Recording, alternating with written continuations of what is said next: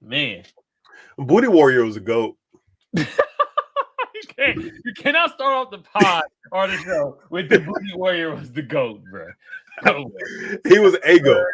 That's asinine. He's like one of the greatest prisoners of all time. God. Name a better prisoner than Booty Warrior. I don't know many prisoners.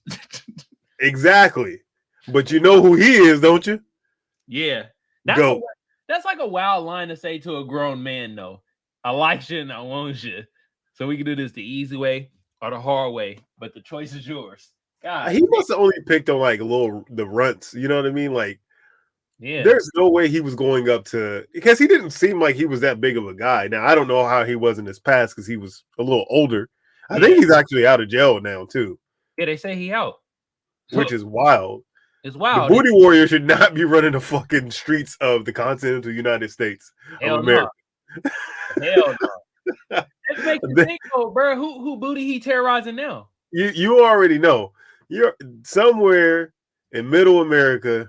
Some booty is being terrorized by the Booty Warrior. Yeah, he's terrorizing the hell out of someone's ass. For those of you guys who don't know who the Booty Warrior is, just watch an episode of the Boondocks. Yep. Just type that in, or just type the Booty Warrior in TikTok or anything. You'll see this man. Booty Warrior in TikTok, you might get sent to some porn or something. You got not on TikTok. I look. I don't think you'll get sit there on the tickety talks. Maybe on Twitter or on Facebook or something. I think TikTok is probably the safest of all of the platforms when it comes to stuff like that. Man, I got something to say about Twitter porn, bro. I am tired of y'all having freaking porn at 10 a.m. in the damn morning. These mans is freaks, bro. Like, I'll be having to just close it down. Yeah. Honestly. Because it's like, all right, for some reason, I don't know if it's just me, and this might be TMI, but whenever I'm on the toilet, I would rather read on the toilet than like watch videos. For some reason, I think it comes from my childhood of reading the Jet magazine in the back of Lysol cans on the toilet, just for something to do.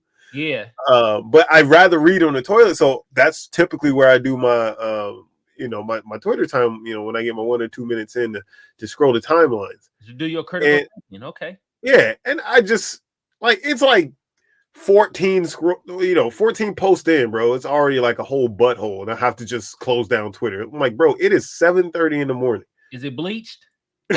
I don't know, bro. I do not be trying to look. It is. I don't know. It used to be just like the people you follow, but now you can see like what people you follow like, and then like what's trending as well, and all of this other stuff that pops up. So it's not just people on your own timeline. So now you having to see buttholes from around the world. Yeah.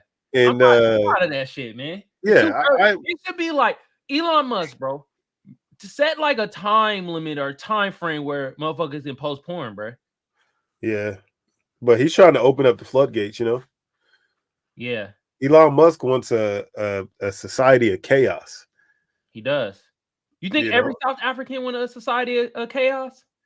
I think all South Africans just want niggas to do what they're told. You just explained race. I mean, all right, bro. I gotta slap the intro, man. I gotta slap the intro, bro. Damn, Frank, explaining slavery and shit. And then the side of races. Cold breaker. Jeez. Bow. Gosh.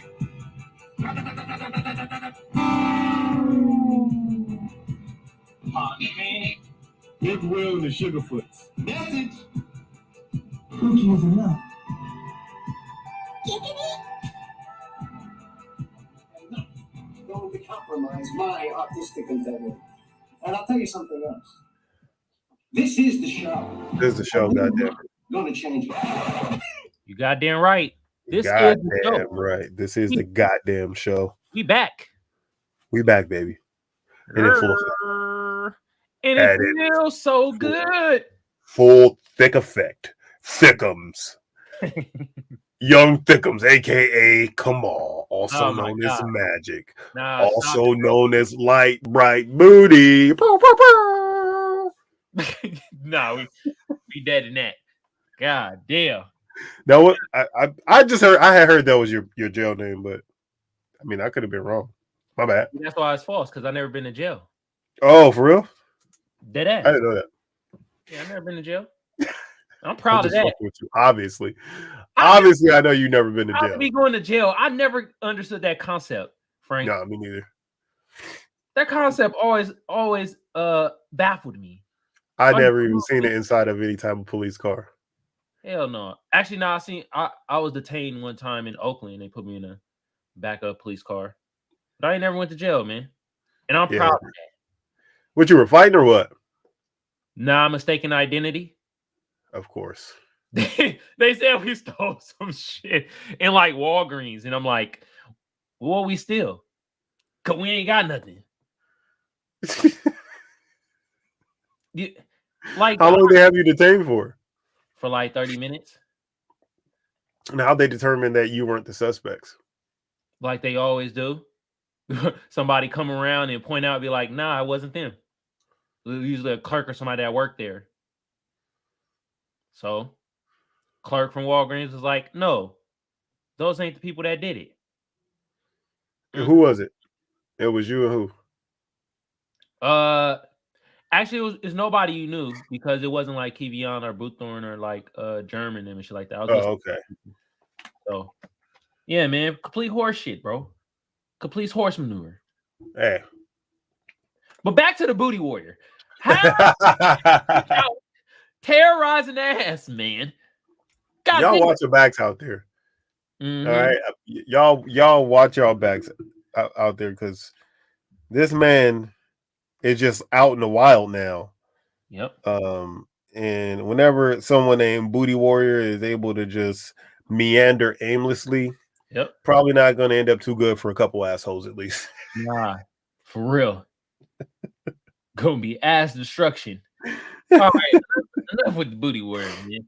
Hey, let me play a slap before we get into our spill of things. And I want to play, I want to play some Currency. Currency is fraud. Off their album Cigarette Boats. Now this song 67 Turbojet is a banger. Slapper, y'all. Real smooth, elegant shit, which some of y'all ain't aware of. As usual. We the elegant boys. This the elegant pod. You feel me? Ow!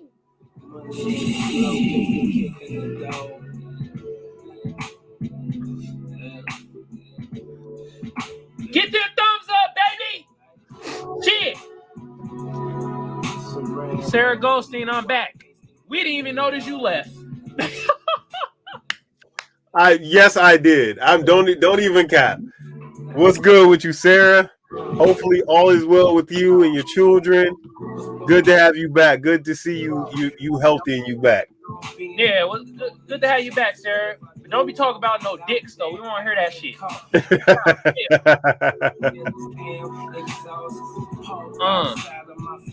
That's my getaway call, easy access, top ball with the push button stop. You know me, dog. Money in the flow, case they kicking the dog. In the wall, case they bring them dogs. Money in the flow, case they kicking the dog. Like, so brand wrapped in the wall, case they bring them dogs. And we can make crack like this as long as we slang raps like this. Make that paper stack like and we can make crack like this as long as we slang raps like make that paper stack like fruits of my labor, the grind major player, invest investigators agitated, but this is legal paper that we making. Show us dope being sold, and yeah, we the ones selling. No, you can't talk about the cat either. Damn. Jesus. We're a wholesome podcast / show. Did you just say wholesome? Yep, wholesome.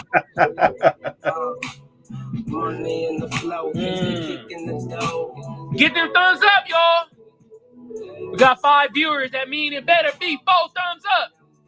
Let's go. Get the thumbs up, baby. If you're on Twitch, follow.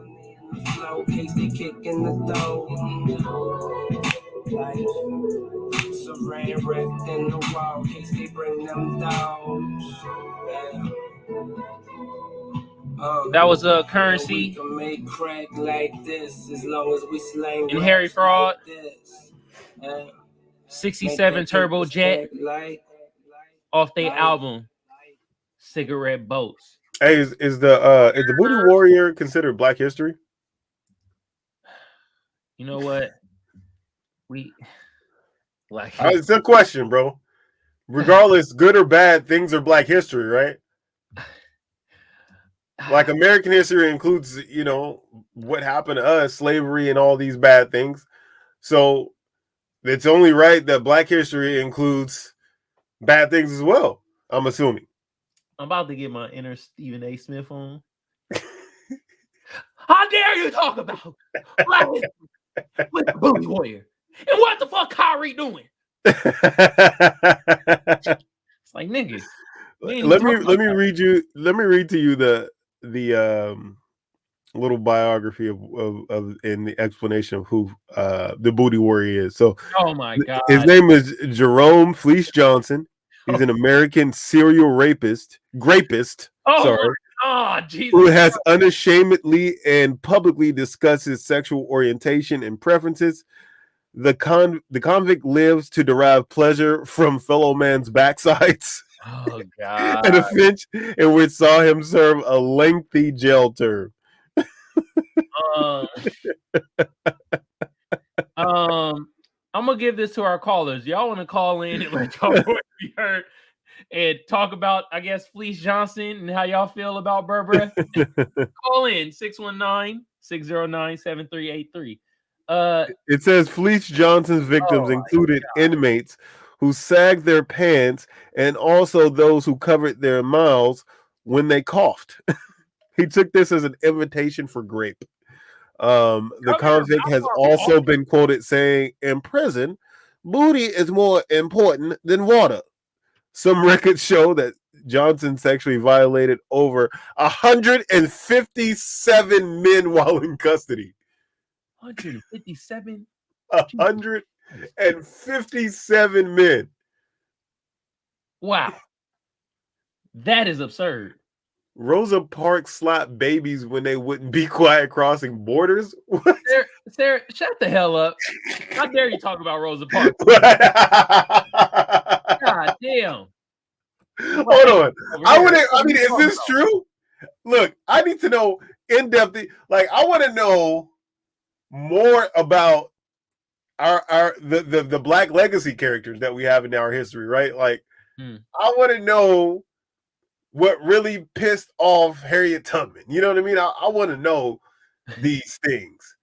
We're really right, including whatever Rosa Parks stopped the baby or two. I want to know this information. Because I understand that everybody's human. Nobody's going to live like the perfect life, right? They're all going to have these things about them when we're like, that's why they say don't ever get to know your heroes. Mm-hmm. But this is my thing. We're going to do what white folks do and omit that information. We ain't about to have that out there about Rosa Parks. I want to know, though. It doesn't have to be common knowledge. But every time somebody mentioned her name, like, I just want to be able to think about that. Like, I wonder how many fucking babies she slapped crossing borders, you know? I don't think that's just something I could chuckle at, you know? I like to be able to just chuckle, have like an inside joke or two with myself. Yeah. You know? But we ain't gonna talk about that. We're gonna keep that omitted. You feel me? Rosa Parks. We ain't gonna have her slapping babies or nothing like that. God damn. Hey, go ahead. Speaking of slaps, I know you saw the ass whooping of the week. Which one?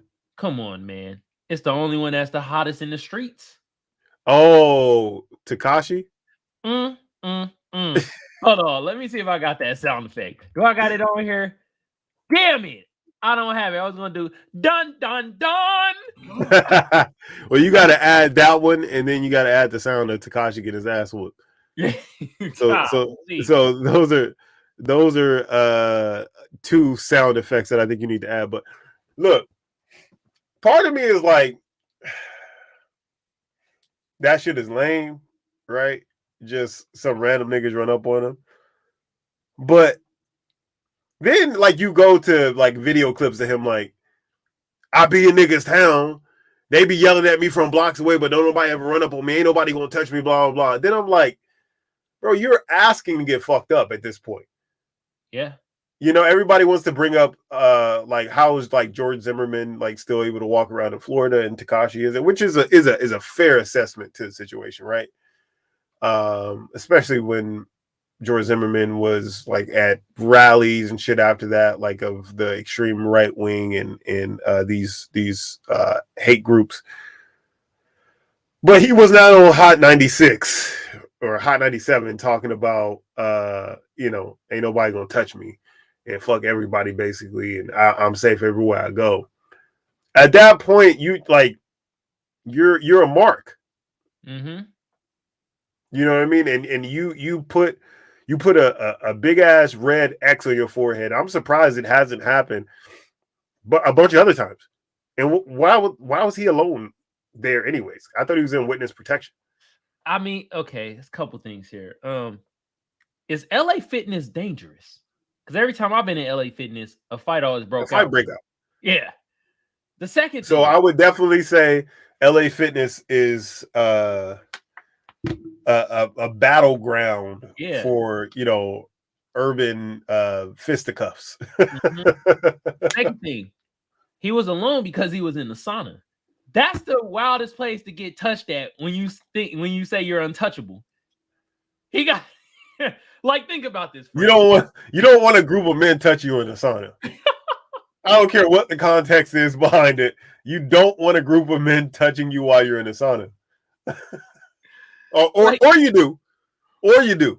Like, out of all the places in the world. I thought he was just in the bathroom. Nah, he was like in the sauna. He was probably, I think it was getting out the sauna or some shit. But then another thing from what I heard, and this sound kind of logical, was that because Tekashi 6ix9ine was like disrespecting like Puerto Ricans, and he was disrespecting like his Puerto Rican dad and shit. And I don't know the race of those guys, but they could have been Puerto Rican. Oh, I thought it was just black dudes. No, they weren't black. They were Spanish. They were all Spanish. None of them was black. So that could be the narrative out there, that they're Puerto Rican. And since Tekashi 6ix9ine was disrespecting Puerto Rico and his Puerto Rican dad. What was he saying about Puerto Rico? He was from what I saw, he was at a game, and I don't know if it was a soccer game or not, but he was like raising up the Mexican flag and shit, and Puerto Ricans was not having it. So I'm pretty sure he was at maybe a soccer game, could have been a baseball game. I don't know. The second thing was he was denouncing like his dad and shit, and talking shit about Puerto Rican culture and shit. So with that being said, I don't know the race of them gentlemen that put the foot in his ass, but they could have been Puerto Rican. One thing is what I find kind of corny about the assailants was, why film it? Like it felt kind of like clout chasing in a little. Well, people film everything now, right? To me, I mean, people just film like regular fights. Like, how often do you go on social media and just see some random ass kids fighting or random ass adults fighting? Or so they film it all. And then who's going to believe you? You want to have that air of believability in today's climate. Now, it's not like when we were younger, like it was just about being a man and I catch you when I catch you. It's not like that anymore. So I mean, it's mostly for show now, unfortunately. And that's the thing, man. It's just like, And I guess I get it because 6ix9ine like disrespect was public. So why Yeah. not ass whooping be a public Yeah. also? You I'm know, all about that. I'm all about publicity for, if the disrespect is loud, then, the ass whooping needs to be even louder. So, I mean, I'm okay with that. louder. Yeah. That's why I wasn't too upset about the, Will Smith and Chris Rock situation. Just, I don't Man, care. Chris Rock would say that's selective outrage. Actually, I'm glad we segue in this. Did you watch the Selective Outrage with Chris Rock? I did not watch that, but I obviously saw clips everywhere, right? So you couldn't go anywhere on social media without people talking about it. Okay, how do you feel about Chris Rock and his comedy and his stand-ups? I've never felt like he was funny, to be honest. Mm-hmm. I mean, in my opinion, he was like, the white people, that's always been his thing. Like, white people do this, white people do that. And I'm going to tell you, with his fingers all along his shit. And he'll sprinkle in these niggas. Yeah. Sprinkle in that too. Yeah. But I've honestly, even his biggest, like Bigger, Blacker, or whatever was the name of his like biggest one, I watched that, did not laugh once the entire time. So I've never felt like he was like that type of funny. Obviously, like I respected him, for his, New Jack City. I grew up, watching shit like that, CB4. Yeah. And what he did in the movie world, I respect him for, just being a pioneer in that space.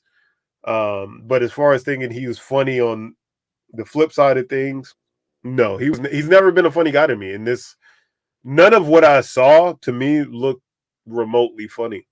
To me, it looks like he was only punching down at this point because he knew that there was no repercussion that he would have to face. Yeah, I mean, Chris Rock has some funny moments, but for the most part, he's not funny. He seemed to want to always like shit on black people for like the white audience, and it must like sucks that your funniest moment in your career, you're not even a part of it. You know what I mean? Everybody hate Chris. That nigga was not even in the show, and now it's the funniest moment ever in this nigga's career, in my opinion. Yeah. No, that show's a classic. Yeah, obviously. It's like, I know it's loosely based on some things that he went through, but mostly written by just a group of talented writers. And I mean, to me, that is the funniest thing that he's done with his career is that moment in time that was, everybody hates Chris. But I think that this was like a sucker move, to be honest with you, because he waited nobody even cares about that shit no more, bro. Like, does he not understand like the news cycle and how things work? Like, I don't give a fuck about that slap. Nobody does. That was last year, nigga. That was 2022. That might as well have been 1905, dog. And now you want to have this big, grandiose, grandstanding moment where you talk a bunch of shit about Will when we both know. And he didn't act like he was tough, right? So he was like, he knew he could whoop my ass, basically. It's what he was saying. Yeah. Like, so it was like I was an easy mark for him. But he did, I mean, I kind of go back and forth with what Will Smith did, obviously, because he laughed at first, right? Yeah. And then he looked over and he seen his wife was not happy about the situation. And he felt like he had to kind of cape a little bit. Some of what, I mean, obviously what Chris Rock was saying, it was true, as far as a very public entanglement happened that everybody knew about. And then there was a show in which Will Smith was on the show as well, where they were talking about it. So this is like a first world thing that we've never kind of seen before, right? Where the cheating, quote unquote, cheating happened in public, which I'm sure they just have an open relationship, They seem like kind of funny people that way. And that's none of my business. I don't really give a shit what somebody else does. Yeah. But it leaked out, got out there, and he had to go and respond to it. So it was like a unique thing that everybody knew about. And maybe he wasn't even outraged about that. So for Chris Rock to say it was selective outrage, I don't know that it was. I see what you did there. Outrage, selective outrage. Yeah. Okay. Don't. So, for him to say that, though, I don't know if it was that. I think that he had prior knowledge about what was going on, and it was kind of had an open situation, and then people found out about it. Obviously, August Alsina fumbled the bag, said something in public about it to really draw more attention to himself, and created a bigger situation out of it than it had to be. And now Will's kind of forced to speak out about that. Man, what was your opinion on what was said in this whole situation? with the show, stand up or the stand up. So the stand up had some funny moments. I'm not gonna lie, but for the most part, it was really corny in my opinion. And so that's his brand. I'm just like, really? Especially he said that corny ass line at the end. My parents, they taught me not to fight in front of white people. Shut your monkey ass up, nigga. The fuck you mean? He said my parents taught me not to fight in front of white people. Yeah. He's at the very end and dropped the mic. Like, I'm like, really? You could have said that's a mic drop moment. He dropped the mic after that. That's why this Paper nigga's the will worst. always beat Rock. Think about it. God damn. That was so corny, like, bruh. This man is the worst. And see, that was my thing. Because forever, it has been a thing. Like, if you talking shit about somebody's significant other and they smack you in the mouth, like, it's just a thing. Like, nobody's ever surprised about something like that happening. Yeah. Only reason why this was a big deal is because it happened in front of a group of upstanding white folks, quote unquote.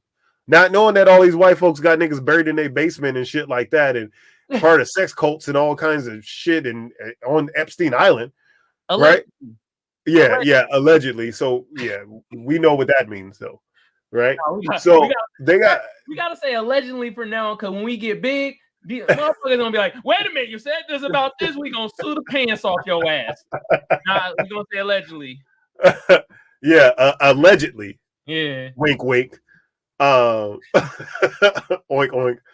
Allegedly, they have all of this shit going on themselves, and they're just a little bit better at keeping shit private than we are, right? Like that's literally the only difference. People are people regardless, and they probably are doing way sicker shit than slapping somebody on stage.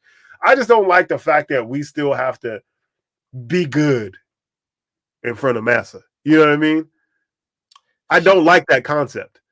That's why I like people, that's why we as a culture like people like Cardi B, who would like unabashedly themselves at all times. Mm-hmm. They'll say whatever. They don't give a fuck what the audience is.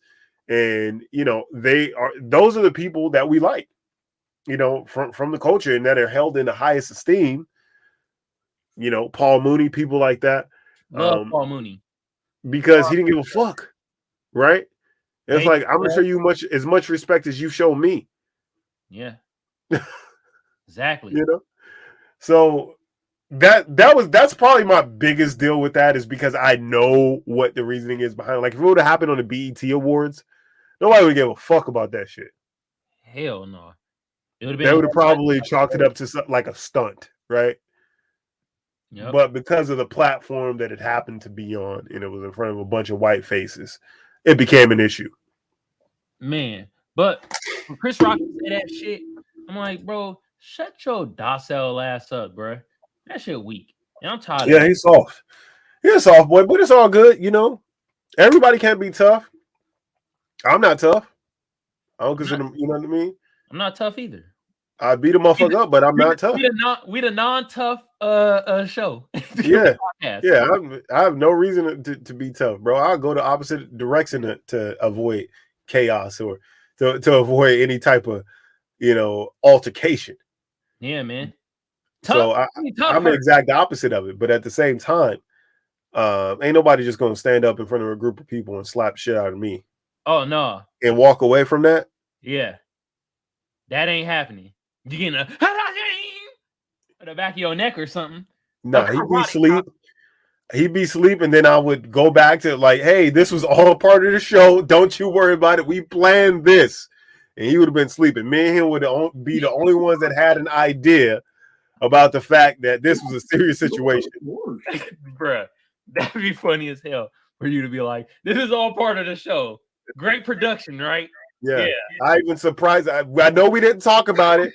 Those of you guys on the panel and those of you guys that, direct the show, I know we didn't talk about it, but Will was gracious enough to play the role of the person to get their ass whooped on live TV. He was brave enough to play that position. So we thank him. Now we're going to get back to our regularly scheduled programming. And that would have just continued on the show. Yeah. Chris Rock got some big ass hands anyways. He could probably slap this nigga back, man. Come on now. He could have did something, but hey. He didn't do nothing. Again, he was taught not to fight in front of white people, as you said. That's what he said. And drop like that like this. The fact that he thought that was the mic drop moment is the wildest shit in the world to me. Hold on, Frank. I'm gonna show you how he did it too. This nigga was like this. And this Will Smith, they called you a bitch. A biatch. And you want to know something? This is the reason my parents taught me not to fight in front of white folks. And then everybody was cheering.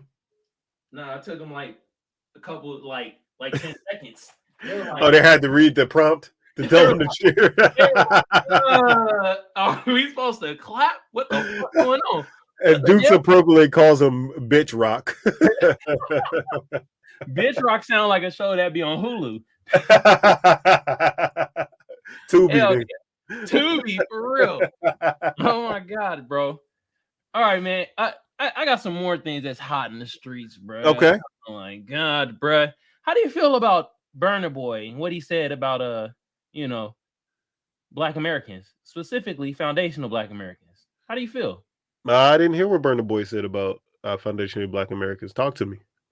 Basically, he said, in what I hear, not all, but a good amount of like Africans, the sentiment is that us as foundational Black Americans, we don't know our culture, we don't know where we come from, we don't know our lineage, and that we need to like go back to Africa and we need to find our tribes, and we basically lost as a people.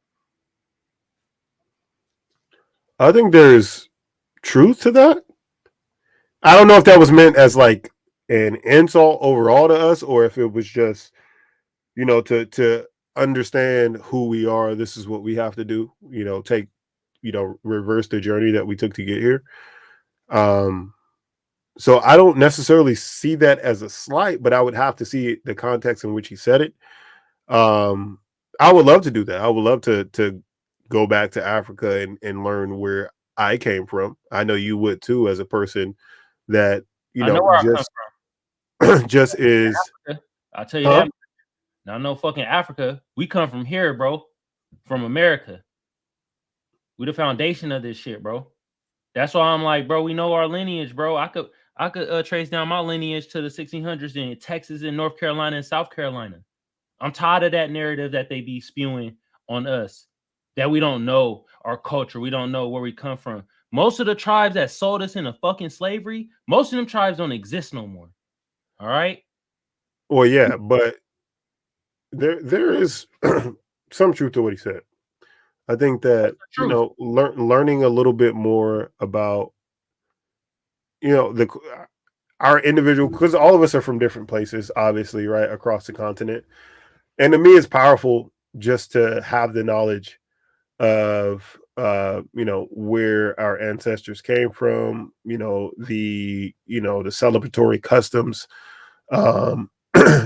just the overall, like me, myself, obviously being married to a Mexican woman, to have her be able to, go to parties and stuff with the family and to be able to learn about that culture and that family and that lineage. I cannot do that same thing. Yes, you can. You from America? I cannot. You from America, bruh. That's not where my ancestors are from. Yes, you are. You're a foundational Black American, bro. Let's stop that. This is bullshit. I'm not going to agree with you on this, though. Okay. I think that so you consider yourself an African American then? I mean, we our ancestors are from Africa, just like white people are European Americans to me. Their ancestors are from Europe. The only Americans are the Native Americans. There's black Americans out here too, bro. Yeah, and I don't know. See, there's obviously debating about that, right? About like the Mesoamericans and whether the original foundation Americans were of black descent. I'm not going to say African descent, but were black. I don't know if that's true or not. It's true. It could be, but there's not enough supporting evidence. What's considered supporting evidence? Just historical data of who wrote it. Historical data. I mean, just I know what you're saying. I know what you're getting at. But it's okay for you and I not to agree on things. That's fine. I would have to. I don't speak about things I don't know, so I don't necessarily know for a fact because I don't have the information and supporting data to back it up. But I would never argue against somebody who believes that we were the original people here, or the original. Even people say we're original Israelites or whatever they want to say. I don't have the evidence to argue against you with those things. I can just go with what I understand and what is generally accepted is the history of us coming to this country. And if I could learn about a different history, obviously that exists, and which was heavily rooted in this country, then obviously I would want to learn that. But from general knowledge speaking, we came here by other means. I don't know which is true. But like I said, everybody's entitled to, what they believe. And yeah, please read. What's that? Barracoon, what's that? What is that? Dukes? This is my thing, though. I'm sick of it. Like, Burna Boy, he said he wasn't trying to be insulting, but at some point, the shit is insulting in my eyes. Like, we know where we come from. We could trace back our lineage to the 1600s and shit like that. Oh, I know. She was telling me about this book. She read that one recently. It's about the last. They have like pictures and stuff of the last person that came over, like on a slave boat, like in the 1800s or whatever. And he talks about his experiences as he came over during the as being the last. I guess it was illegal for them to be doing it because they still did slavery even after it was outlawed, obviously, right? But he was part of the last illegal slave ship, basically. Okay. Native Americans are Indian. Have you seen Pocahontas? Oh my gosh. What? Wow.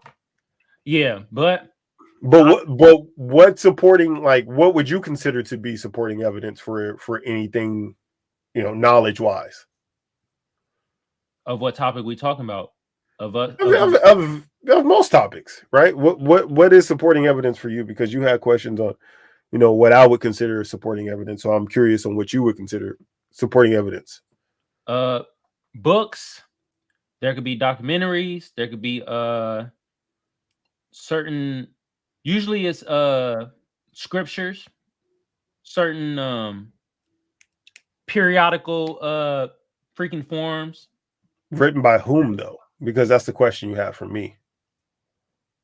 Well, if we want to go back to me saying that there was black people here before slavery, the Moors are already here. They wrote books. They wrote books. They wrote scriptures. They wrote notes. They had any form of communication. They did it. Same way the white motherfuckers do it. So that's how I look at what you call it. What? I'll look at just the history of. But then, what do you say to this man that came over here on the slave boat that has a, pictures, notated documentation, and obviously a book written after him. What should I say to him? No, what do you say in regards to that? I mean, because obviously it's in direct opposition to what you believe is the truth, right? No, it's not, because two things can be true at the same time. There were Black Native Americans here, Okay. and also people from Africa was taken as property to America. What I'm Okay. saying is they try to omit that shit and make it seem like as Black people in America, we started from Africa as slaves. It's Mm-hmm. not true. It's not true at all. And that's the thing I'm saying is like stop omitting certain truths and tell the whole story. So, Well, I mean, I don't know that. I think that he's speaking from like the general consensus of what is believed to be the truth, right? yeah. And from that standpoint, again, like I'm saying, I don't disagree with people who want to know, and even because some people don't care about history, right? And I'm, Then they whatever. I'm stupid here then. now. They I'm dumb. here now, and I don't care about history, and some people don't care Then about they it. But stupid. They idiots. If you don't care about history, you're a fucking idiot. well, I mean, do any of us really know the history? I mean, we only go with was documented. But I That's mean, how history just is taught, life. though. I think life dictates curiosity, right? Like if you're in a situation where you don't have to be curious about yourself, and typically when you're younger, obviously you don't care much about that kind of stuff, right? It's not until you get a little bit older, maybe you move to your 30s or 40s or Okay. whatnot. I do have a question now. Yeah, Why don't you care about that stuff when you're younger? because you're more preoccupied with whatever's going on right now. So how come I'm gonna use white people for example. How come their younger people actually learn and care about their history when they're I don't younger? think they care much about it either. I think some people do. Like I said, I don't. I'm not using it as a broad brush. I said some people. I think that some white people care about their history. Some white people don't give a fuck. Just like I think some black people care about it, and some don't really care at all. I think most white motherfuckers care about their history because if they didn't, they wouldn't lie about it so much. In my Well, opinion, I mean, they all didn't get together and decide to lie. I mean, they a there's lot some that know, of people know. and then that information was disseminated amongst everybody, and that's the information that we got. The victors create history. So, and that's a whole nother thing. Because then why would somebody black be interested in understanding history when they don't believe any of it? So, I mean, I can't really blame anybody for their place and their station in life, deciding that none of that the shit that has happened to them. Well, their ancestors of matter is just them now, basically. Like like the white Southerners, like, oh, I didn't do slavery. Yeah. All I did is what's going on right now, and they want to kind of omit these things that actually happen. And there are black people like that too. It's just like I'm here now. None of that shit matters. If it And don't matter, then they dumb. I'm gonna say it right here on record. You fucking stupid if you think that shit don't matter. Like that's the most idiocracy thing I've fucking ever heard. Like well, I mean, if you a person, especially you a black person, you just like you don't care about history. That's stupid. What? I mean, again, I see. I'm more of like I come up from an even platform. It's like I can't tell anybody what to believe and how to think about things. Obviously, I believe if you want things to change, you have to understand your history so you don't end up back there. That's what I believe. But some people don't care about it. They don't believe it. They're just living in like the right now, like we did as kids. You live right now. Like you're not really thinking about what your ancestors did. And I'm trying to play on a slide. Like I'm not giving a fuck about what Harriet Tubman on the Underground Railroad. Nigga, I'm trying to, play 1, 2, 3 fish, red for the bluefish, or whatever the fuck you played as a kid, And Yeah. and sometimes I think we're kind of like I said, as we progress and we get a little older, that's when you kind of grow curiosity about certain atrocities and things have happened. And that's when you start asking questions. And then that's when you get, kind of, because I never really cared too much about that stuff. Like knowing like my true like my roots, but like doing things like going to, you guys don't know, but our mutual friend Chuck, like going to his wedding, it's a Nigerian wedding, and seeing them have that culture on display, right? And being able to bring things, 1,000-year-old customs to our face, right? We're not able to do that. We don't know that history, regardless if it's from here or if it's from there or whatever. We just don't know. Lineage. That's the thing. So we're like I was saying to the guy, like we're creating things now, No, we're not. We've been creating shit. Well, that's what I'm saying. I'm not saying like now, like today. I'm just saying like more after slavery and after, obviously the all the oppression that happened. We're and where we had the freedom to create our own things. That's when we were able. So we're and still today we're creating culture now. I think we were creating shit during slavery. I mean, we created cotton gin. That's one thing. Well, yeah, I mean, we had inventions. You feel me? Like, but are we going to celebrate? Are we going to have a cotton gin at a wedding? You know what I mean? I'm talking more towards like cultural references. I think there's some things we did culturally that maybe went away. I know, like we used to like jump the broom as an association with the marriage ritual, right? We weren't actually able to get married in any regular way, and it was actually illegal for us to do so. So to let people know that you were married, they would put a broom like in your doorway, and you guys would jump over the broom together, and that would signify to all your fellow slaves that, hey, we're married now, right? So there are things like that exist, but there are not a lot of those things that have been handed down. What about generally food? Disappeared over a period of time. You think that? What about food? Food, yeah, food. Now, obviously, that's just been ingrained in American history. I mean, all fried foods, basically, at this point, and things not generally done with pigs.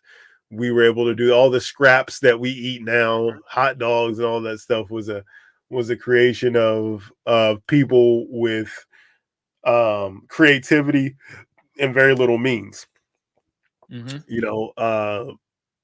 Necessity is the mother of invention, is what they say. So we needed things and we were able to invent things, but I'm talking more of like a cultural standpoint. We don't have a real like a base excuse me, culturally.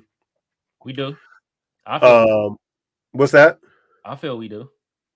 But how so as like when we're talking about like a traditional Nigerian wedding, a traditional Jewish wedding, a traditional Mexican wedding, what's a traditional African American wedding look like? How I'm supposed to know what a traditional African American wedding look like when I've never been to one? And that's what I'm saying. No, that's literally exactly what I'm saying. Well, not because I haven't been to a Mexican wedding. What's traditional about a Mexican wedding? What make it traditional? What makes it traditional about a Jewish wedding? So, I mean, you went to a Nigerian wedding, so you saw the traditional customs that they had, the different dances that they had, how they would, change out clothes to traditional garb. Dance, like at our wedding. Right. It's not a competition, though. I'm just explaining to you when you ask me about tradition, what I mean when I say so. Just as a party that was singing, we did dance, obviously, but they had their traditional Nigerian dances. They had, their traditional, dress, and they had their traditional, celebratory talk because they were speaking in the Igbo language and kind of saying some things that I don't know what they were saying. None of us know what they were saying unless we, spoke that language. So that's what made it more traditional, from the Nigerian standpoint. They try to make it as close to similar to what was created back home as possible. So that's what I mean by traditional cultural wedding. So is only culture deal with weddings? Because I feel when it comes to culture, it deals with food, how you dress, how you speak. And I feel like if you notice nowadays, a lot of motherfuckers try to dress like us, try to look like us, try to speak like us, all this shit. But then they try to tell us, nah, y'all don't got no culture. Y'all, Yeah. y'all Yeah, lost. now that's absolutely true. That is bullshit. I think that because of our time of recognition as a culture coincided with the growth of popular athletes and popular musicians, it all kind of melded and blended into just like American culture as opposed to it being traditionally African American. And so I think that piece was like a little stolen because we never had it like really to ourselves. Once it's popularized and with the advent obviously of TV, and as you know, music videos were played more, and as suburban America got to view what happened in these urban areas more, you know, they started to dress like us, they started to look like us, they started to rap, they started to walk and talk, you know, and it just became pop culture rather than our culture, you know? Mm-hmm. So while I do believe that it is, and we say it all the time, oh, this is of the culture, right? Mm-hmm. We say that, we use that term. Yeah. Again, and we use that term because we're creating culture. That's why we use that term. You know, going back to what I was saying before, we're still in the midst of creating it, and it is heavily tied in. I wish that more we said more things was of the culture than just music, movie, entertainment, basically entertainment references.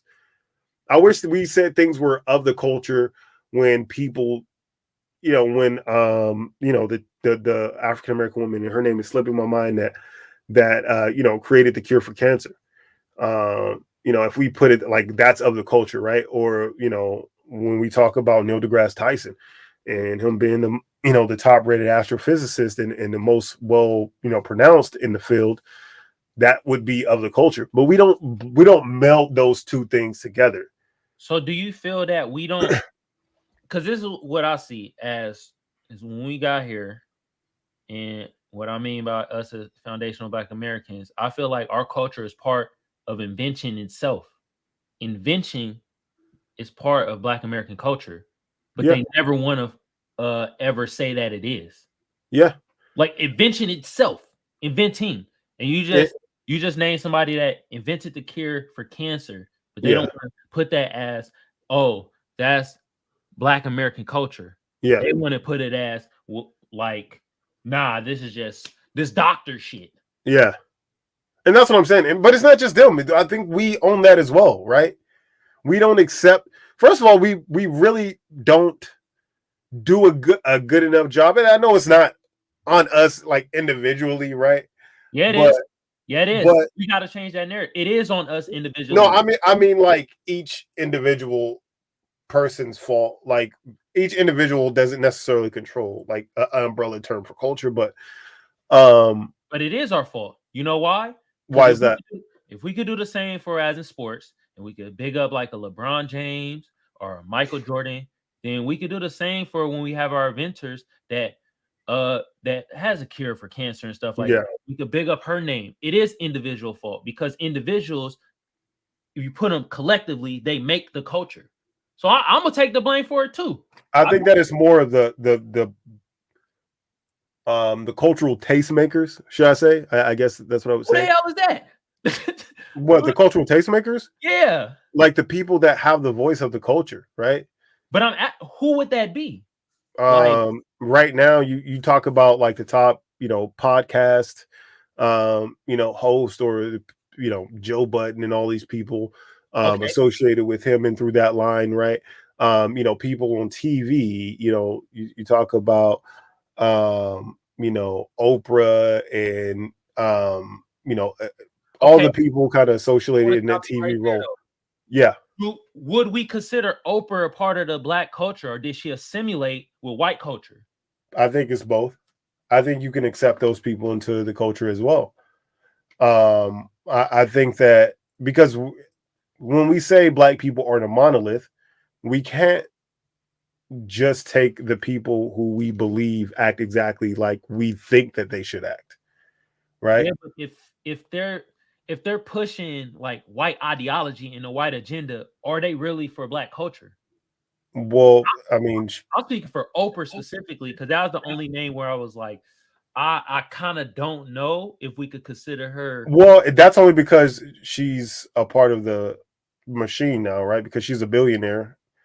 But originally her platform was basically the Black America. We just got adopted by white America, and she was okay with that. That's capitalism. Michael Jordan, is he a part of the culture? He said that Republicans buy shoes too. Is he a part of the culture? I mean, Yes, Michael he Jordan. is. And he's probably a worse person than Oprah Winfrey was, when you kind of get down to the nuts and bolts, because at least she was giving back. She went to Africa, she opened schools. She has hella like programs throughout Chicago and the Midwest area where she's completely funded a bunch of programs for lower income areas and underserved communities and schools. So she has done these things, but we see her in a certain light because she doesn't fit the criteria of what a lot of people believe, as a conformist. Like, you have to kind of be within this window of Blackness for us to consider you a part of the culture. I could see that, but I just with Michael Jordan, he part of the culture, but is he really? yeah, that's what I'm We trying to forced him it's to like be part of the culture because he won championships. Oprah, stuff like that. It's like, are they part of Black culture, or you feel me? Is it like, is there a line that they crossed over to simulate? You feel me? I mean, I think if you become a billionaire, there is some line, some gray area. I've always said the billionaire shouldn't exist, and if you're a billionaire, you're inherently evil, right? Like, you just have to be. You have to have people have to die basically for you to step on their bodies to reach the billionaire status. Not necessarily physically, but you understand what I mean. Yeah. So there has to be bodies in the wake of you make it, to $1 billion. African society, there are a set of values that guide the behavior of every member. Values such as hospitality, chastity before marriage, truth, respect, and hard work. Are you saying that's part of African society? That sounds like church shit. That don't sound like African society. No, I'm dead ass serious. Well, I mean, you got to remember that most religions came from Africa. They're rooted in Africa. I mean, you even go back to, Christianity is based on, Egyptian. When you get down to the bare bones, the Holy Trinity and everything is based heavily on the tradition, the Egyptian religion as well. So, it doesn't surprise me that these things sound like church, right? Because when you talk about, they talk about the original Israelites were Igbo people from Nigerians, right? That's the original Jewish people from, they've done, now they're doing these carbon dating things. Bro, ADL gonna be on your ass, Frank. Who? Oh, I'm just saying, look, this is actually scientific fact. So JDL can be on my ass all they want, right? But these are actual things that their people have discovered. They just don't push that out as much. Oh, Frank. They have found, even like in Mexico, I believe I was reading something where they found like this box with some traditional Jewish writing in it, and it was but it was also like an African type of thing. Okay. And so they associated that with, that's an African religion. And, most religions, I mean, you talk about Catholicism and everything like that comes from Africa. So it doesn't, like I said, it doesn't surprise me that those things in line with what you hear and see in church, because that came from our people. African society, huh? It's crazy. That's how you think of it, but it's changed drastically, in my opinion. Now, when you think about African society, what do you think as of now when you think of Africa? What do you think of African society? You see, be real, bro. Come on. No, a lot of times what traditional narrative is of Africa is like these war-torn places, with these, with child labor and, scamming. yeah, scamming. You get like poachers and people killing elephants and tigers and selling their shit on the black market and blood diamonds. But that narrative has been pushed for a reason. There's a perfectly good safe places to live in Africa all over. Africa is fucking massive, and there are perfect communities all throughout there, beautiful, like sprawling landscapes and areas. And I would say that's one thing that social media has showed me, because again, popular culture and television taught me that Africa was just, either you were going to be eaten by a lion or you were going to be a child slave working for some tyrannical person who wants you to pick blood diamonds. So I thought there was only like two ways to live in Africa. But apparently it's a very, a thriving landscape of people, throughout that, and you can fit 3 or 4 United States within that, within the continental Africa. And it changed, like the culture changed drastically from country to country, from hemisphere to hemisphere. So again, if I was just to go off of what what you see on TV and stuff like that, Hotel Rwanda and things like that, then I would believe it's just like these war-torn places. But now, I have more of a different perspective and outlook on what Africa actually is at this point. Yeah, I see that. I think that they make us look at every other country like that, though, right? That's not a European country. So unless it's places heavily populated by white people, then you get this danger, kind of.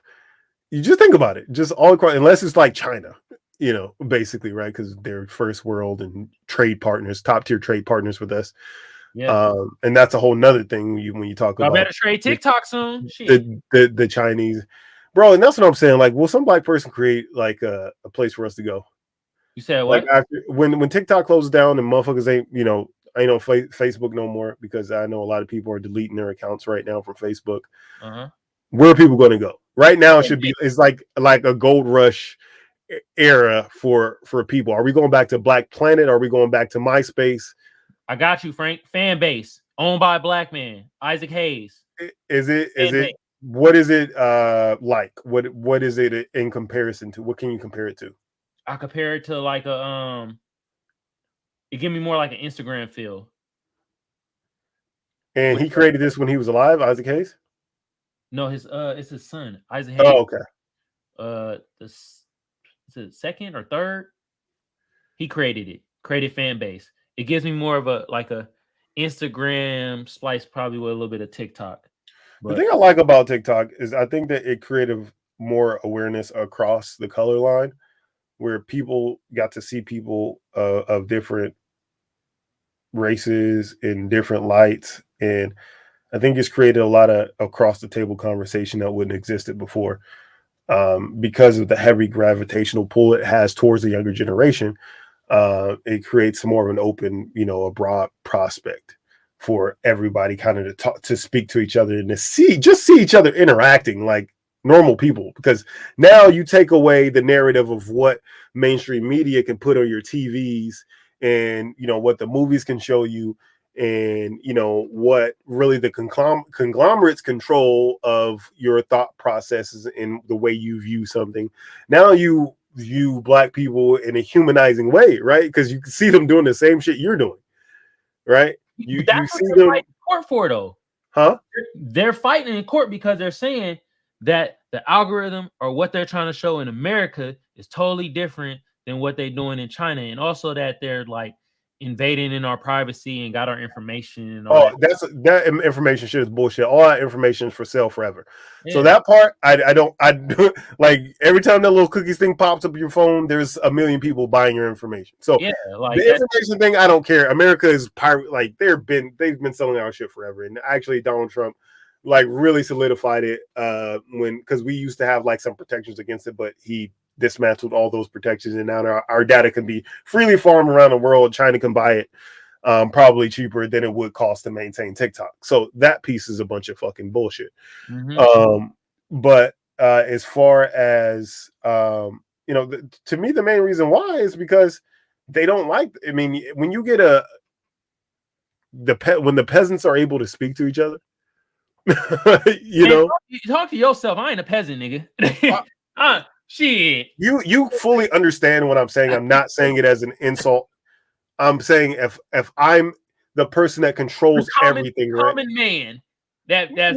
I'm speaking as what they believe, right? They believe that we're all peasants.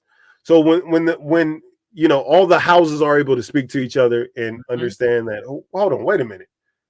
Like they said, these are bad people. They're not fucking bad people. These are just normal people. No, actually, you're the one fucking us over. And now that finger has been slowly pointed back towards, the monarchy, and the monarchy don't like that shit, right? Because even with Facebook, you had, you can get a little information here and there. With Twitter, it really depended on who was in your circle of people, friends, and who you follow, and porn every now and then pops up. Yeah. Porn and fighting. Yeah. So that's what you go to Twitter. Twitter is more like the dark alley of social media. Where if you want to buy drugs or a prostitute, you go there. Yeah, bro. Damn. Twitter market. God damn. Facebook is more for families and everything like that, but I think TikTok is more of a public gathering like space, like a marketplace, if you will, or a town square where people are just coming together and they're able to talk about things and they're actually able to speak about them, right? And it's not just like, oh, this is going to be like lengthy. We know how people feel about reading, right? So nobody wants to sit there and read a long ass thing on Facebook. We'll actually scroll past those, but I'll watch. People will watch a 3-minute video. If you compel them at the beginning of that video, they'll sit there and they'll watch the whole thing. And so, and it's all the time. I would see people like, what? I used to think this way. I was raised by heavily conservative parents or whatnot, and now I don't think that way anymore. And why? It's because of platforms like this, where I've come and I've seen that I don't have to fear you. I don't have to fear these people. These people are just like me. They don't do anything different from, what I do. And you know what? Now I see that my parents were actually the bad people. My parents taught me to hate these people for no reason at all. Now I don't fuck with my parents, and my parents are associated with this, political party or with this church. And I don't fuck with that anymore either. Do you think that's more or less? Do you think that's more the norm, that people are not messing with their parents, or do you think that's less? Like actually people are more in their bubble, they're more racist than ever? And no, I don't believe that. So I don't believe people are more racist than ever. I think that because of the outrage behind, I think that it's a lot of people are, like I said, seeing things for what they are now. I think the squeaky, when it comes to racism and stuff like that, the squeaky wheel gets the grease. So obviously anything that's like crazy racist, we're going to see it, and it's going to be in 4K and everybody's going to hear about it. And it's going to be a little bit more, push behind it because everybody wants to comment on it. Fuck you. I hate you, whatever. Right. Because somebody said something racist. So we see a lot more of that, but I think it's less because I'm also seeing a lot more people like, hey, this is the way I was raised. And I think that comes with education as well, too, because, studies have found the more educated people are, the more left-leaning they are, because they realize the world isn't this big. And it's not just about my community. It's about everybody. Right. Yeah. But left-leaning ain't good either. Like, in my opinion, I've been seeing a lot of bullshit from the left. I see a lot of bullshit from the right. Like, well, I mean, shit, in my opinion. Well, when you talk about people taking away your rights versus people willing to give you rights, who's giving rights? I know the left ain't trying to give rights. I'm not even gonna make this a thing because I know that you're Donald Trump now, so I'm not gonna make this a thing. You share his ideologies and you're extremely right wing at this point. Because every time I say anything about the Democrats, you get extremely hostile about it. And that though, because just because I don't agree with the left, don't mean I'm right winged. Well, no, because you've also said that Black people are and have been quite boisterous about Black people being more right leaning, and you yourself being more right leaning as well. So I don't really consider myself leaning either way. But if you're going to talk about people that's like trying to take away people's rights to You know, people's rights to live in the country, people's rights to, you know, make their own decisions on whether they, you know, want to have a kid, you know, our rights to just be able to freely browse on TikTok and social media. I think that those rights being taken away are heavily pushed by one side of the aisle. I don't see the left like saying, okay, I'm going to take these things from you. I mean, I could be wrong, unless you can tell me something. That the left, the looky, the left isn't in power now. You want to say the left, the Democrat, they in power now, right? Mm-hmm. They might not be taking nothing, but they sure ain't damn adding to nothing at this point. They ain't adding shit. But that's not what I was talking. I'm talking about taking away rights. That's what I initially said, and then you had questions on that. So I'm like, okay, this is what the right wing is trying to take away. Now, what specifically is the left trying to take away, though? In particular, they ain't taking away nothing, but they ain't adding nothing, especially for black people. They ain't doing shit for black people. You know what they do? Actually, you know what they take? They take our motherfucking vote, and then they don't do shit for us. That's what they take. Well, I mean, again, so, but if I have the choice between somebody that's going to take away people's rights, even if it doesn't directly affect me, I would rather vote for people that are just going to let people, like, leave people alone and do those same things that the other party is going to do, but at least they're going to let people have autonomy to make their own personal decisions and not have some religion make decisions that the general person is not even a part of. You know, because it even says in the founding documents that there should be a separation of church and state, but at the same time, you're saying that my religion says that you have to do these things. Those two things don't align to me. They don't jive. Yeah, I don't fuck with the Democrats or the left either at times, because when they in power, they usually pass the most gruesome type of crime bills that affect black people the most, especially black men. Okay. So what's been recently passed or on the table for black men? I ain't saying nothing recent. I'm saying that when Democrats are in power, usually they pass. Bill Clinton passed that crime bill. Joe Biden back in the day. Was heavily with passing crime bills that affected black men. Do you think there's any redemption when you do things like that in the past? Like, do you think that you should just always stay that way? Or, and I'm just asking in general, because I see a lot of black people like, oh, this person did something in 1927. Now, you know, they could be like living the exact opposite life at this point and fighting those things, but because they did those things, we hold it against them now. And in your opinion, do you think they should just stand on that? Like the things that people, just in general, not just specifically him. Do you think people should try to maybe change some things, or do you think they should just stay the same because that's the brand that they've created? Well, from the way I look at it, I don't see any change. I'm not saying with him specifically. I'm not saying with him specifically. I'm saying with people who have done things in the past that could be like seen as race, or that was flat out racist.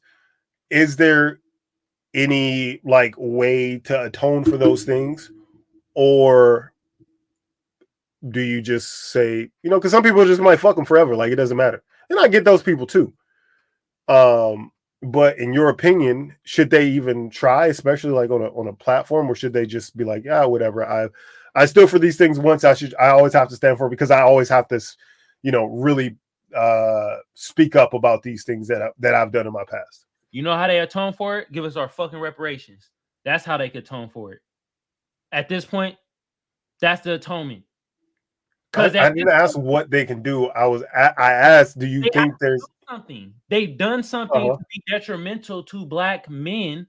Not only Joe Biden, but I'm talking about we talk about the realm of this and detrimental to black people. So if you want to do something detrimental to black people and now you want atonement, then do something good for us as black people. And they have to only do the thing that you want them to do? Huh? Do they only have to do the thing that you want them to do? Like if it's in any other form? Reparations at this point. And then there's no other form. I'm just asking in general. I can be down the middle with things. Like I can just view things from both sides. We've had a whole thing where I can discuss the thing from any standpoint. It doesn't matter. I can argue for or against anything.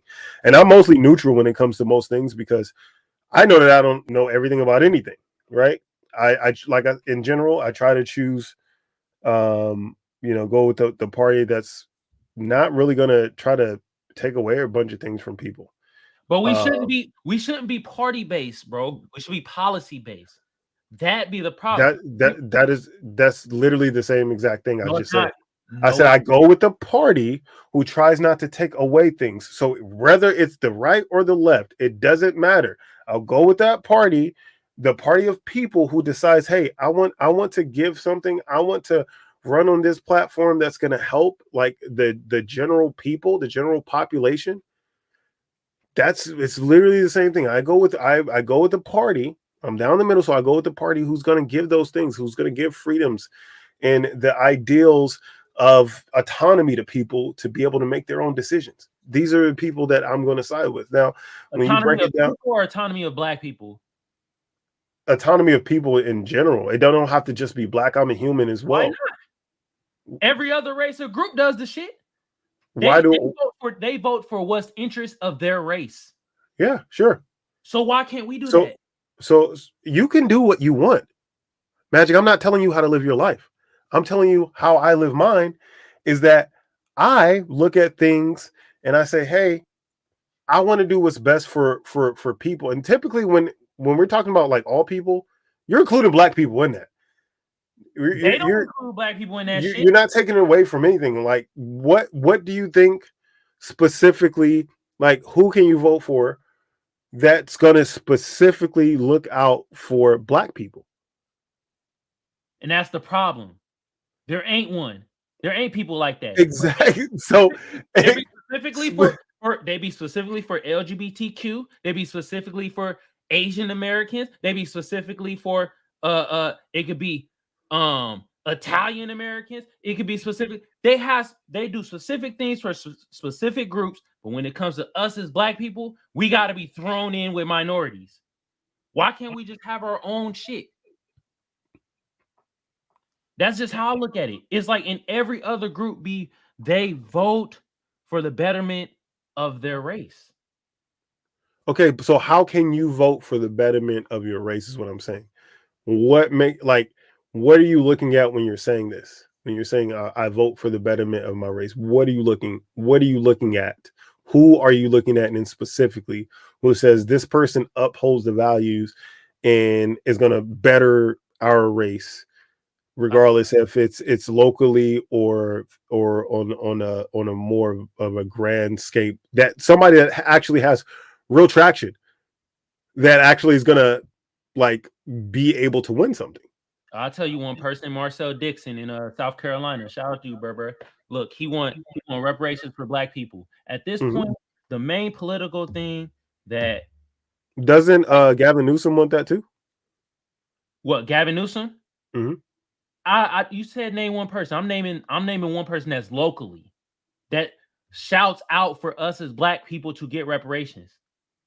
I ain't talking about Gavin Newsom. I'm talking about Marcel Dixon. Shout out to Berber. You feel me? Gavin Newsom can be on that shit too, but I'm naming this person specifically because this is a black man that is shouting. So you believe the only way to effectively quell some ills that were done is for, I don't even know how to put this.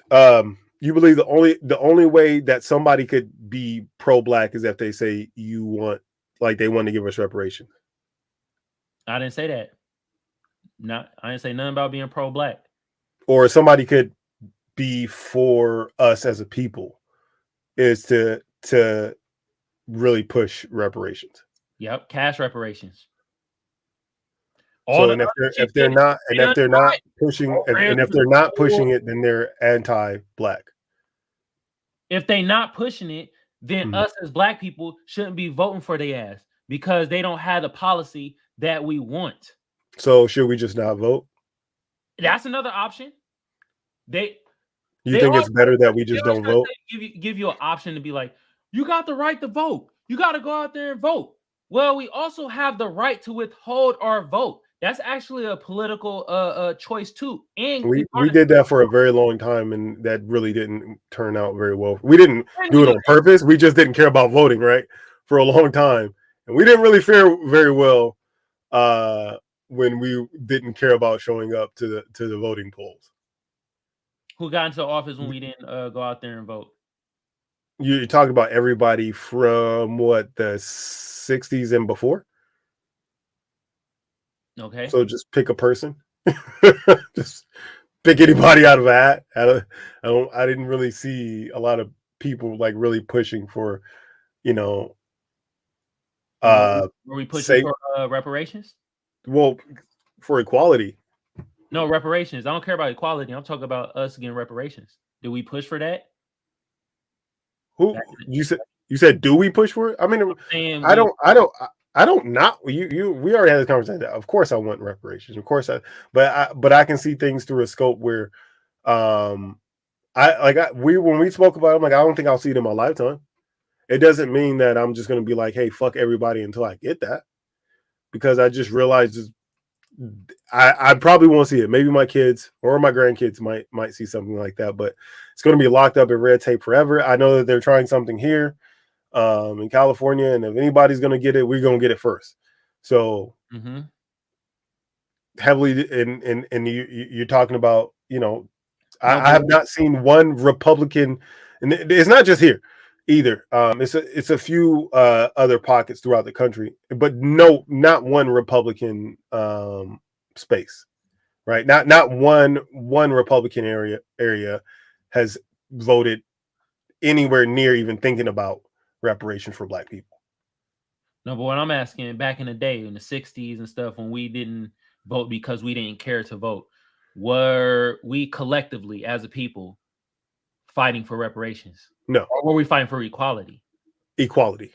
Okay. And so now I feel like us collectively, even though if we have different viewpoints, for the most part, we are saying we want reparations. If you want our vote politically, reparations need to be on the table. Cash reparations.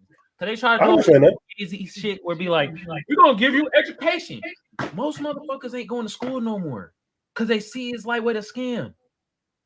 So, what? No, like, we are being way more vocal and being like, look, politically, is one of the policies that we want on the damn table is cash reparations. And again, I see, like I said, I see it popping up in different places around the country, but no Republican places at all. They're actually actively against it. Okay. So when you tell me that, that's why I say I don't believe that most Black people have the sensibilities of the right wing. When you said that should be that is our. I never said right wing. I said conservative. Conservative right wing. Tomato. No, they not, because you could be a conservative liberal. Yeah, I guess so. Well, more of a conservative standpoint, and but again, I don't. We were talking about a two-party system, and that's why I'm talking about this, because this is when you talk about two parties and you say, well, why would you vote for one over the other? And I'm saying one party's giving, the other party's taking. This is one thing that they're trying to concede and give in some places, and it's not everywhere, obviously, but in some places you see that conversation happening, and very actively. They have committees and stuff dedicated to trying to get funding together to make these things happen. Not in any Republican space are they even willing to mention the word reparations. Okay. They consider that woke culture. Okay. And everybody just needs to get over it. So again, I don't. That's why I see one party giving or attempting to try to make some things and rectify things, and one party not. Okay. Right. Unless you could give me some concrete things that you've heard. I haven't really, but it's not like I've been hella reaching out for it. But typically, especially if they do something, they want people to know they're doing that shit.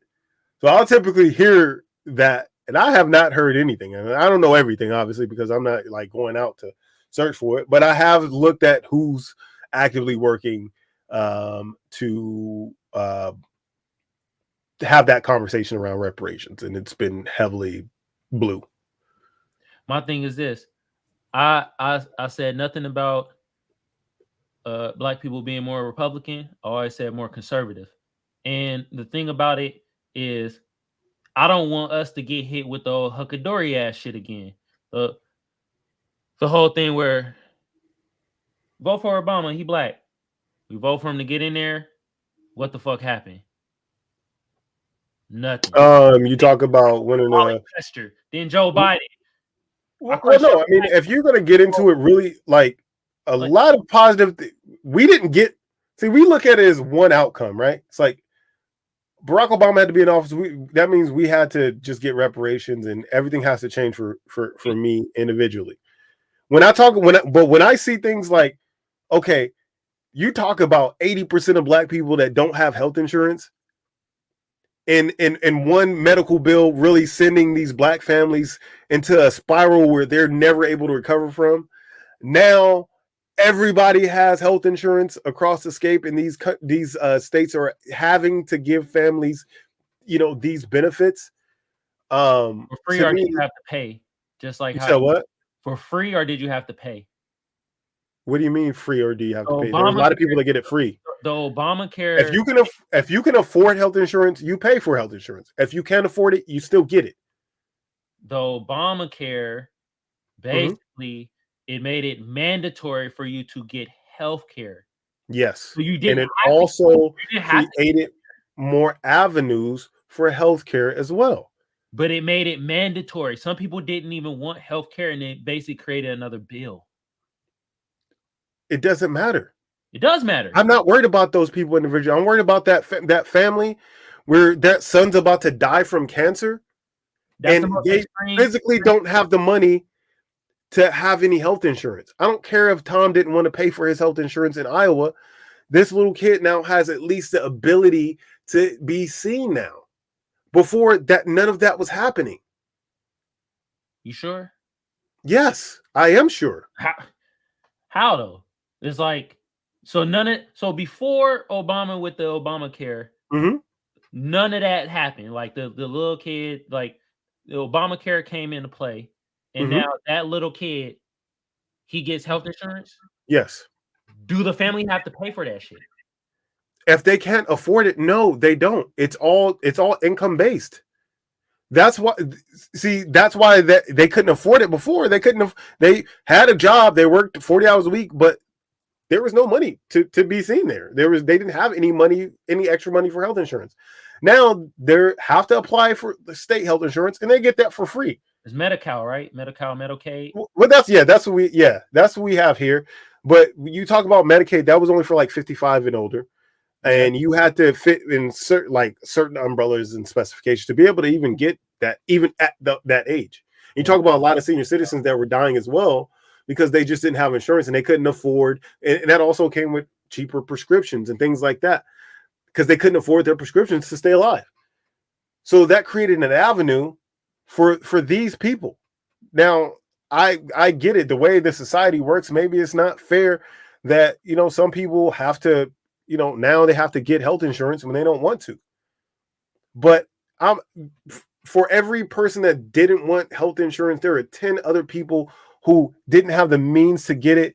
And now they're able to pay for a simple medical bill, whether it be, $5 or $500, they're able to get the healthcare that they need. This affects more black families than you know of. Well, Obamacare?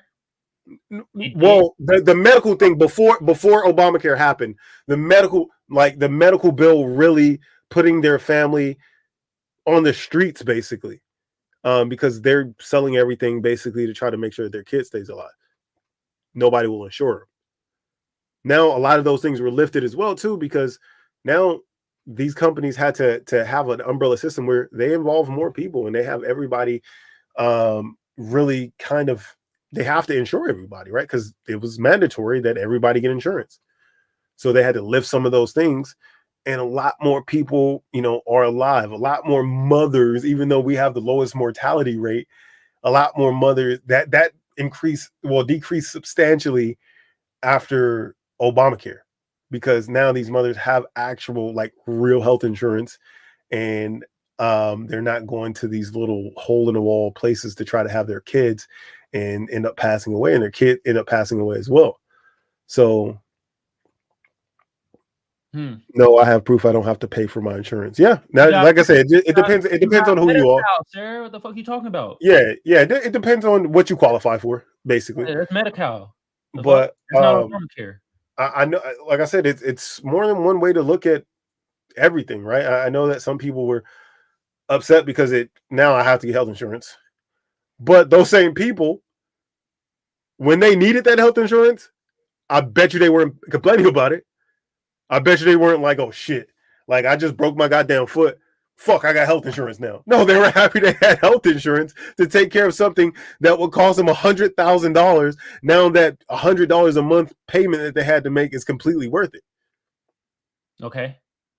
So I don't see it as a complete loss across the board. Like that was a big deal. People like to brush over that about the administration, that Obama administration, but that was a huge win for our community in specific. I know everybody kind of benefited specifically for Black people, though. No, you can't, because you at that level of the presidency, because things are being passed specifically for certain groups. So that was the whole sentiment. Obama's in office. He's going to pass things specifically. When did he say that? People. He didn't say that. He didn't say that. That was the sentiment out there. That was the whole point. People were like, yeah, we have to get a Black president. That's what he never said that he was just going to look out for Black people and nobody else. Other people put that narrative out there. I'm glad you said that, though. And that's the problem. The problem is that we should have been more like, look, if we're going to vote you in, we need something specifically for us.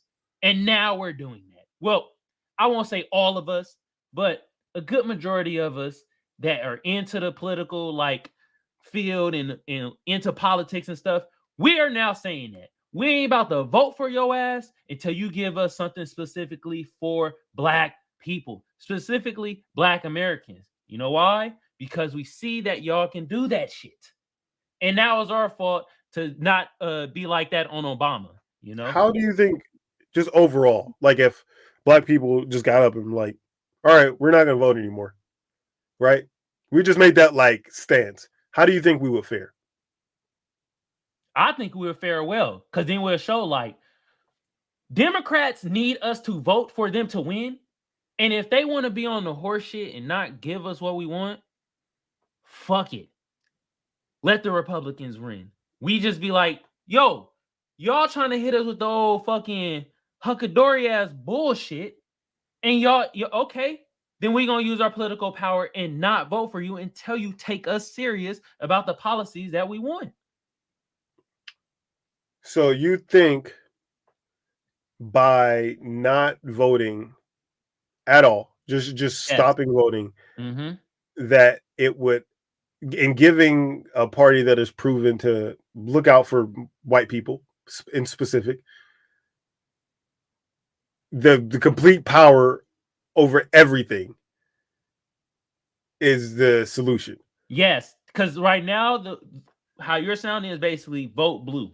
Vote blue no matter what. No, I don't think you cut off your nose to spite your face either.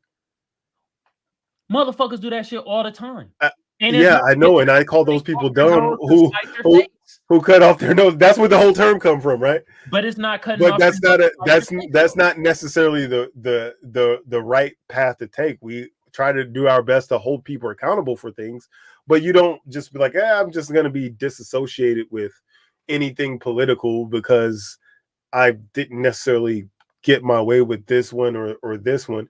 Again, who knows what you're going to get with anybody, to be honest with you. I think that everybody has the right to look at any governing or governmental agency as questionable at best, right? Yeah. I think that's just across the board if you look at it. But you kind of do have to take the lesser of the two evils at times as well. Nope, and that's a mistake that we do all the goddamn time. We do. Democrats look at us as like little bitches when we do that. They be like, well, we know y'all gonna vote for us no matter what, so we really don't gotta do shit for y'all. That's how it's looked at. I'd rather us be like, nope. So then why are people looking at reparations right now? If you think that they think that way, why are they having those conversations now and really trying to get funding together when they have not lost our vote? They haven't. We still vote heavily, I think like closer to 90%. They haven't lost our vote. So why are they trying? If you believe that they all think that way, then why? I don't say all. Well, I mean, you said Democrats, so 90% of black women vote Democrat, 80% of black men vote Democrat. Mm-hmm. What's happening is within that group, more of them is like, maybe we shouldn't vote Democrat unless they fucking give us cash reparations. And you think that's only happened in Democratic states? What, cash reparations? No. You think that flip is only happening in Democratic areas? I mean, why would it happen in Republican areas? Well, why wouldn't it? But why? Because the Democrats are trying to win in those areas too. Because it's not like the Democrats don't exist in the places where Republicans win, right? They exist, they just don't win. But we don't. The thing is, that shit don't matter. Because if you're losing your base, say for instance, California or New York, where Democrats or us as Black Americans is like, we're not gonna vote just blue for no reason. Then they're gonna start being like, damn, we don't want to lose our base, so we gotta really take this into consideration. That's what's happening. I don't care what's happening in the goddamn Republican states. We already know what's happening. We see in Florida, Ron DeSantis and shit. So that's the thing. That's why I think it's more in conversation when it comes to reparations in Democratic states and shit like that. Because and I ain't saying all Black Americans, because there's some out there that still don't give a fuck about the political system, and some that just like, And why should they? I mean, if you really break it down to bare bones, of kind of what you're saying is like, why should we give a fuck about them? Right? Why should we give a fuck about the political system? Because it doesn't matter. Either way I vote, it's not going to matter. Why should those people care about the political landscape? They should care if it's in their best interest, and the best interest for Black Americans is reparations. Like, that's the only thing I'm gonna say. That's it right there. Boom. And then what? If they decide to give us reparations tomorrow, they give all of us money, that means equality? Frank, hell yeah. You know what we could do with our cat? Not only will we get cash reparations, right? That's the first thing. You feel me? Because that's how you really build a community, anything. Sure. Cash. That's the base, right? Frank, you could take your HVAC business to the motherfucking moon. We could take this podcast to the motherfucking moon. I could go with the cash itself. I can invest in other things and take it to the motherfucking moon. We could start linking up our money, buying up real estate, creating our own fucking, I don't know. We want to create bread? We could create bread. We could start creating the necessities. You feel me? Meanwhile, lawmakers are making laws to take that money back. What law are they making right now to take No, I'm not saying, because that's what would happen naturally, right? I mean, anytime that there's been money given to a group, then you see them attacking middle America, just middle America in general, because that's what it would just middle America. We got to specifically do a group. Let's do a race. In middle America is what I'm talking about. So anytime there's and it's not been we don't have a lot of it, but because they don't really give money out like that, to be honest with you. But in these places, say that like in these Republican states, you don't think that they're gonna try to take that money right back, enact laws and different tax regulations to get that money back? You talk about in Republican states? Yeah, and in Democratic states too. It's all they're going to recoup. You know what type of human violation that would be? The world will look at America like, yo, y'all piece They of already look at us like that. Well, no, not us, the it will country be like even that. First more of all, evident to that shit. And I've never seen any group of race, not class, race, where they were given something and they made laws to take that shit back. That is a human violation. That's a human rights violation. this country is showing you they care about human rights violations. Name me one race group. No, for real. Name me one race group where they gave them something and made laws to take it back. Name one race group where they really gave them a whole scape, like sum of money. They have not.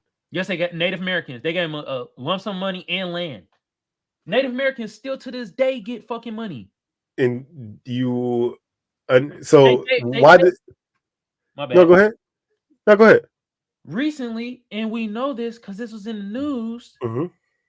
they gave Chinese Americans money. They got an anti-hate crime bill. Their business got money and shit. There was They no didn't give, but that's not the same thing. It's not the same thing. That's not the same thing as host, because every Asian, when we talk about reparation, you're talking about handing all black people, hey, Nope, here's the not all money. black Sorry. people. Nope. Mm-mm. Well, all black people whose family was definitely directly so like within slavery, right? Yeah. So if there's a direct bloodline that links back to slavery, then which is most of us here, right? It's not most of black people because there's a lot of black immigrants that came in here, and it's a lot of people that's like anchor babies and shit, and it's like they will be considered black Americans. So you don't think over 50% of black people would get reparations? I don't think. What percentage would you put it on? Of black Americans getting reparations? The Yes. percent? Well, there's 13, 14%, basically 50 million black Americans, right? Mm-hmm. And we have to cancel out like 1 million because that's basically the jail population. It's a mill. Would they not? They wouldn't be eligible. You know they ain't gonna be eligible because they a part of the state. They're not gonna give them reparations. They will most definitely enact that. They already. So you don't think that that's a human rights violation because they are still basically suffering, especially people in jail are suffering from the tyranny of a country that allows slavery. Yeah, but the thing is that they're gonna enact like, well, this person did a crime. All of their rights and whatever they are, it don't exist anymore. So then they're gonna enact where then people don't get any type of reparations. Now, people that are out of jail and have like a felony and stuff like that, that might be a different story. Okay. But within 49 million, we say black Americans, right? There are black Americans that that don't have lineage to slavery because their parents immigrated from wherever they immigrated from to America and had their kid here, which technically they would be a black American, but their lineage don't make them go back to where they could get reparations. So to be honest, that might qualify for reparations because I give it around 35 million, maybe 40. I say 35 though. So 35 million. So out of 50 million black Americans, 35 million, that puts us at like 70%, right? Okay. So 70% of black Americans are going to get reparations. I don't think 70% of Asian Americans received anything. What that got to do with not even close to it? No, if we're talking about the scope has to be equal. Do this percentage game where it's like the scope has to be equal. Like, that's why. Why? Nothing's been equal for fucking black Americans. Nothing has ever been equal for black Americans. Why does this have to be equal for that shit? What if in the next election someone says, I'll give black men and women reparations on the conditions they are controlling you either way? Yeah, they are. Hold on. They're just paying for your vote. Someone says I'll give black men and women reparations under conditions they're controlling you. No, the fuck they not, because if they give us cash reparations, we know we could do our own fucking thing and build our own goddamn foundation. We can build our own companies. We can do our own shit. Money is king. What the fuck? So no, I don't agree with that. so- That's asinine. That's an asinine comment. I don't know if it is, right? I think it's Why? Because you don't agree with something doesn't necessarily mean it's asinine. You have to look at it.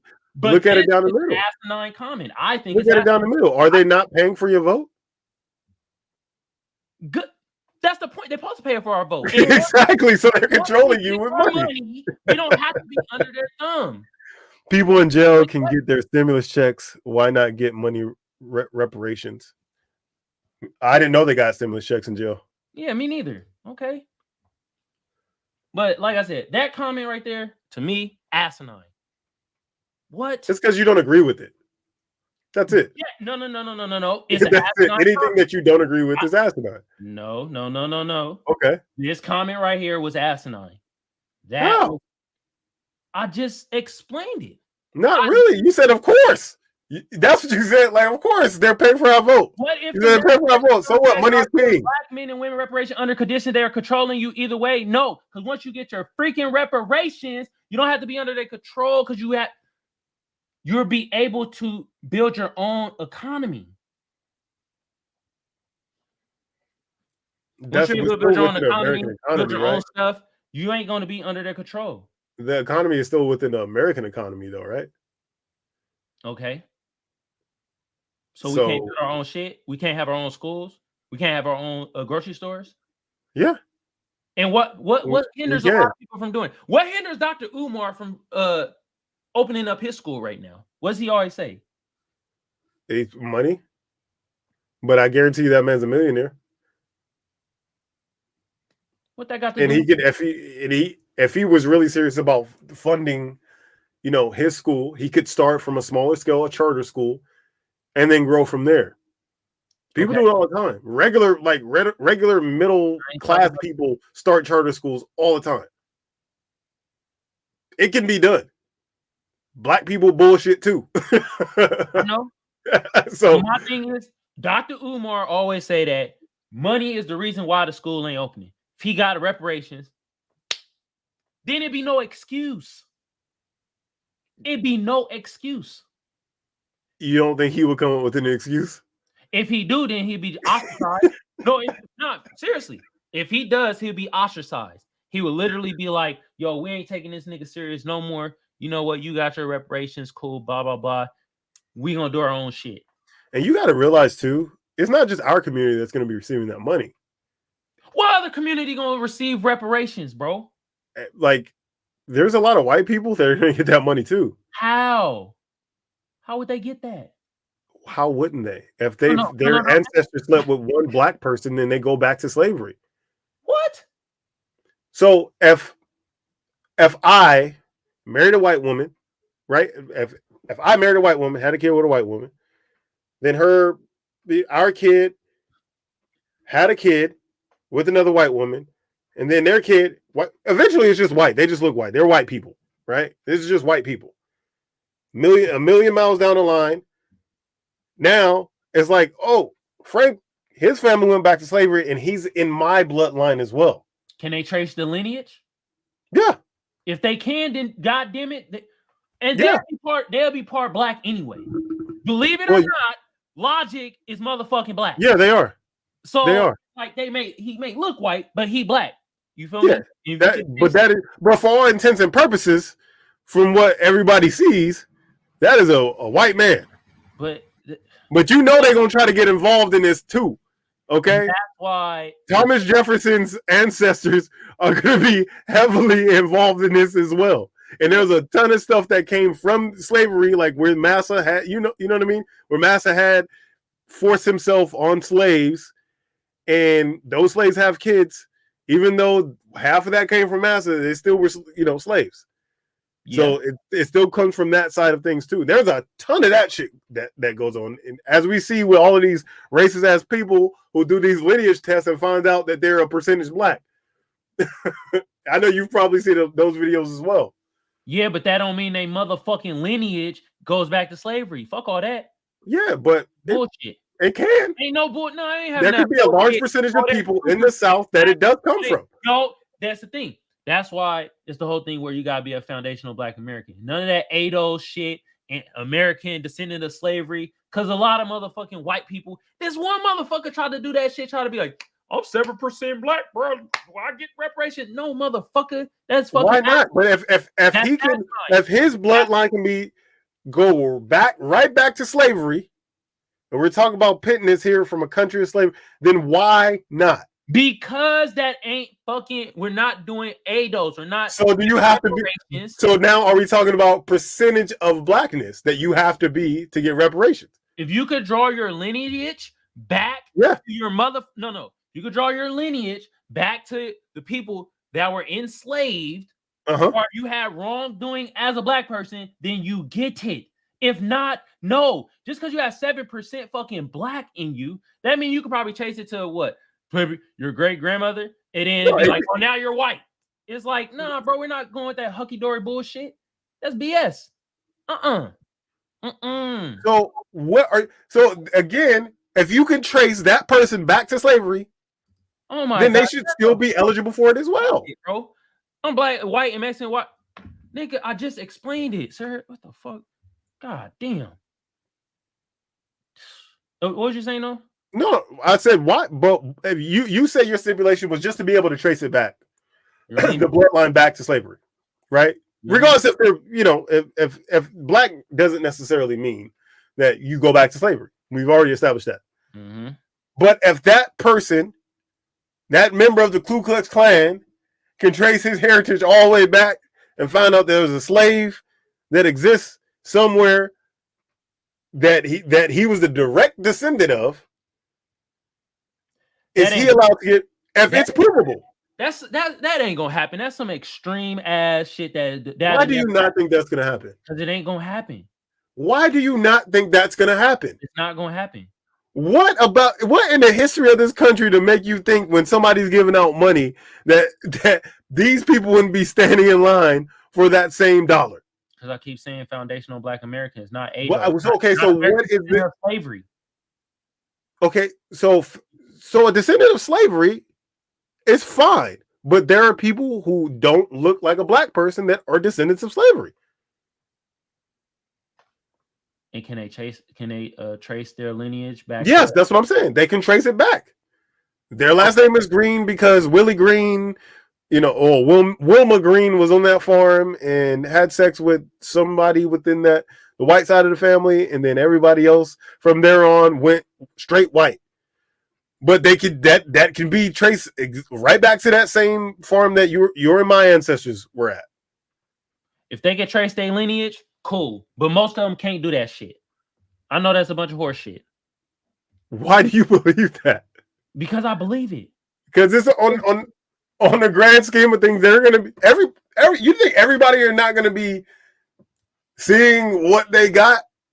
Like what everybody at that point, if they like, okay, we're gonna give reparations to everybody, $1 million or whatever number they decide to come up with to every American that is a direct descendant of slavery.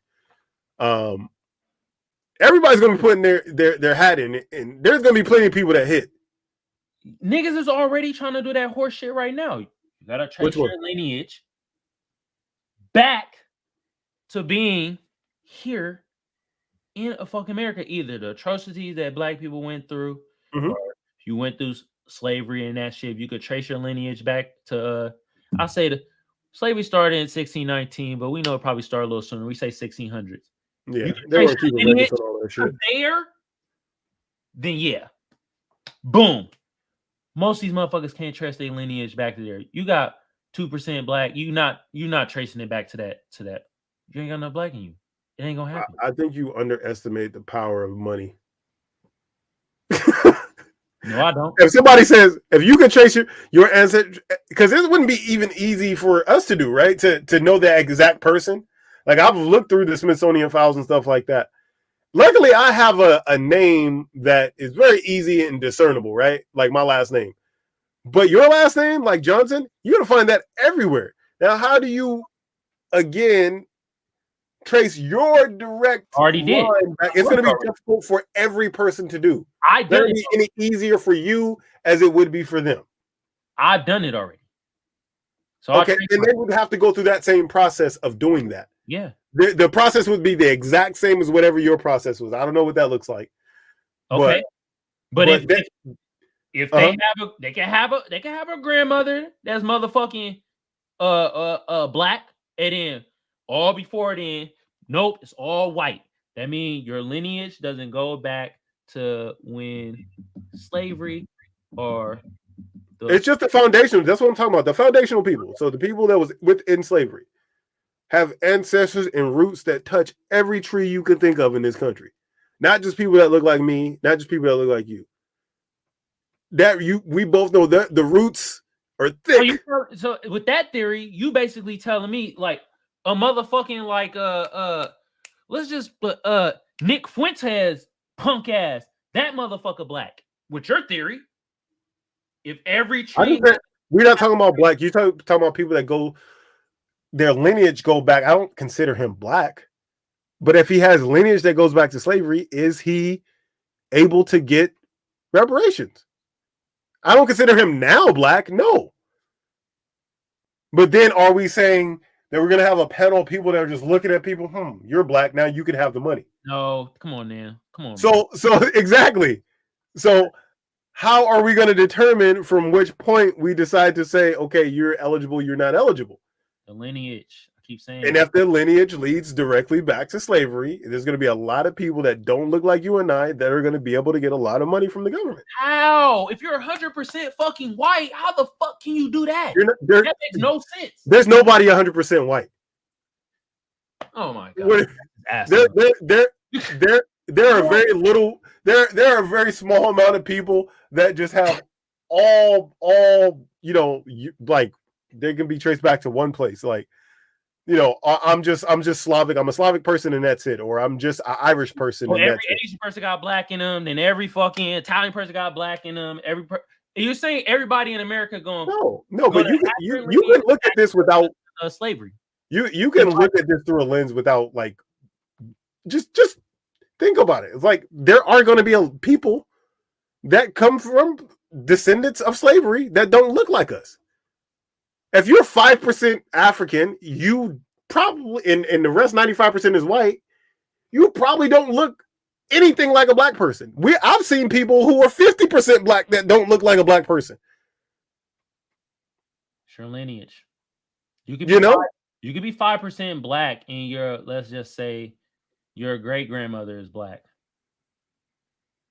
No, you could be 5%. You could be 3% black, and if you go back to 1619, like you were talking about, and those people came over here, and then obviously through generation, you're talking about 400 years. Mm-hmm. Then obviously that percentage is going to shrink, and now you're 1% black. But that doesn't mean that without that person being in your lineage, you don't exist. That person had to be there, so that you're a direct descendant of that person. Man, I'm done. I'm done with the convo. It's going nowhere. We kind of having different point of views on this. Yeah. I mean, I'm all right with having a different point of view as somebody else. That's okay with me. Yeah, that's fine with me too. Yeah, we're going nowhere. It's going in like circles right now. Okay. Yeah. Dude, it's almost 2 hours, bro. Yeah. We can't get to the articles today. We had a good convo about reparations and all other types of shit. You feel me? Jeez. Yo, man. Let me tell them where they can find us, though, bro. Yes, sir. Hey, man, for my tubers, though, man, YouTube been around since 2005. I don't need to tell y'all what to do to get the video art channel booming, but just like the rest of the tubers say, I'm going to say the same thing. Like a sub a share a comment. Gosh. Comment a like. Y'all know what to do. I mean, some of y'all smart out there, you feel me? Hey, for our Twitch family, hit your boy with a follow. Hit us with a share. Y'all know what to do. I mean, some of y'all smart out there, you feel me? Hey, for our podders, though, we on Google Podcasts, we on Spotify, we on Apple Podcasts, and we on iHeartRadio.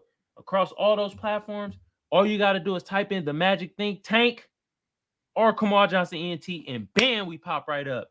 Hey, who's our sponsors though, bro? We're brought to you by Comfort City Mechanical Ink, your HVAC heating and air specialist. Also brought to you by 777 Clothing on Amazon.com. And last but certainly not least, we are brought to you by First Place Loser Clothing. Get your high quality urban garments today. Ladies and gentlemen, this has been episode number 88 of the Magic Think Tank podcast. We appreciate your time. Sorry we ran over today. This wasn't the traditional funny pod, but it was definitely some interesting conversation. Hopefully you guys enjoyed. Hell yeah. I think we're out. Peace out, y'all. Peace.